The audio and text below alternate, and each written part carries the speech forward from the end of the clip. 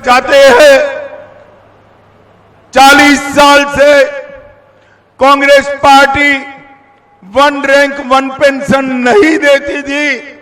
मोदी सरकार ने पहले ही साल सेना के जवानों को वन रैंक वन पेंशन देकर 8,000 करोड़ रुपया सेना के जवानों के अकाउंट में पहुंचाने का काम।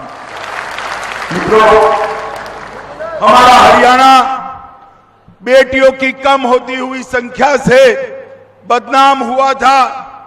मोदी जी ने यहां आकर अपील की, बेटी बचाओ बेटी पढ़ाओ, और नतीजा ये निकला कि आज बेटे के लगभग बरोबर बेटियां हरियाणा में है। मैं हरियाणा की माताओं को 2 हाथ जोड़कर प्रणाम कर कर बधाई देना चाहता हूं कि आपने बेटियों को नया जीवन देने का काम किया है।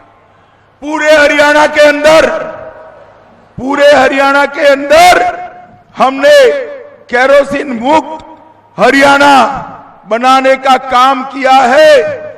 ढेर सारे विकास के काम किए। मैं आज यहां से हुड्डा साहब को पूछना चाहता हूं, हुड्डा जी 10 साल तक आपकी सरकार थी, केंद्र में भी आपकी सरकार थी, आपने हरियाणा को क्या दिया? मित्रों, वो वोट लेने आए तो हिसाब लेकर आना चाहिए या नहीं आना चाहिए? बताओ भाई, आना चाहिए या नहीं आना चाहिए? अरे हुड्डा साहब, हिम्मत है तो पानीपत के चौराहे पर आ जाओ। मेरा युवा मोर्चे का कार्यकर्ता हिसाब लेकर आएगा। आपके 50 साल और हमारे 5 साल ज्यादा अच्छे हैं। मित्रों, केंद्र में कांग्रेस की सरकार थी, हरियाणा में कांग्रेस की सरकार थी। 13वां वित्त आयोग आया।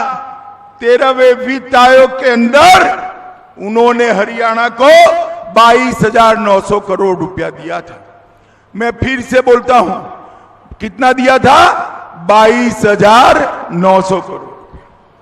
नरेंद्र मोदी सरकार आपने बना दी, यहां मनोहर लाल खट्टर सरकार बना दी।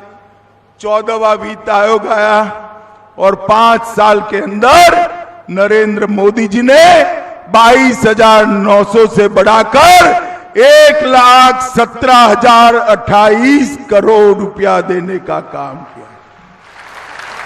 मित्रों, कहां 22,000 और कहां 18,000? 1,17,000। मित्रों, 2.5 गुना पैसा दिया है। मुद्रा बैंक में 17,000 करोड़, रेलवे के लिए 6,500 crore, Kundli Manesar highway 10,500 crore, smart city 190 crore, cancer institute Jhajjar में 2,035 करोड़, अमृत मिशन 2,300 करोड़, फसल बीमा योजना 2,400 करोड़, नेशनल हाईवे 3,500 करोड़। ढेर सारे काम। मैं अगर काम गिनाने बैठ जाऊं तो मित्रों, ये सभा 1-2 घंटे की नहीं चलेगी। 7 दिन की भागवत सप्ताह बिठाऊंगा तो भी काम समाप्त नहीं होगा। इतने काम विकास के हमने करने का काम किया है। परंतु मित्रों, कांग्रेस की सरकार ने क्या किया? मुझे बताओ। कांग्रेस की सरकार 3D के सिद्धांत पर चलती थी। 3D में क्या था? पहला डी दरबारियों की सरकार, दूसरा डी दामाद की सरकार, और तीसरा डी दामाद के दलालों की सरकार। हरियाणा के किसानों की जगह हरियाणा के किसानों की भूमि दिल्ली के दरबार के दामाद को देने का पाप हरियाणा के मुख्यमंत्री हुड्डा जी ने किया था, और हमारे मनोहर लाल जी ने विकास को आगे ले जाने का काम किया है। मित्रों, आज हरियाणा कभी चौटाला, कभी हुड्डा, कभी हुड्डा, कभी चौटाला, उससे मुक्त हो गया है।